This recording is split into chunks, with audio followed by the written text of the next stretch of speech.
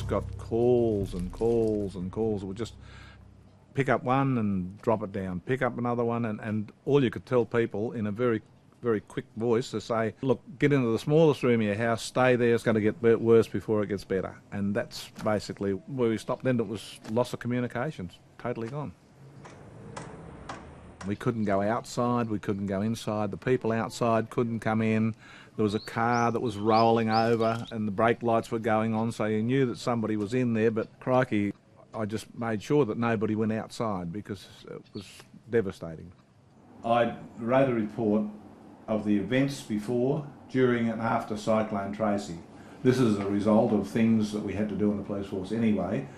One of the paragraphs that I wrote was, large numbers of people had begun to arrive at the station, bringing with them the injured and dead persons.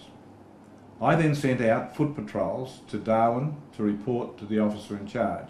A number of people attended at the station with four-wheel drive vehicles, and they were organised into rescue teams of 1 police officer and 3 civilians, and each given an area to search.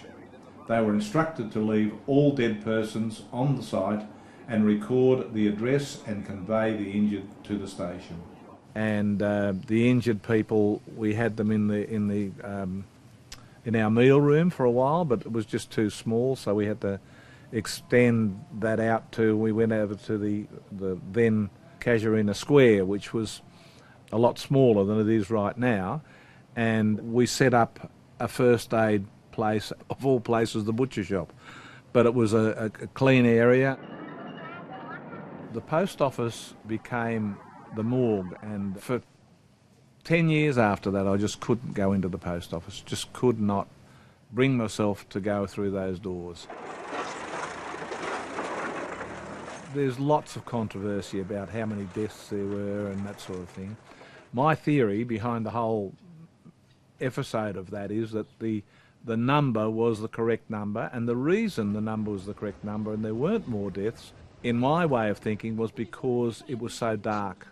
People couldn't see where they were going. They had to stay put, they had to.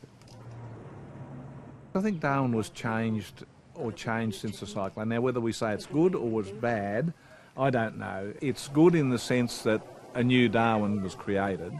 It was bad in the sense that the old Darwin wasn't there anymore.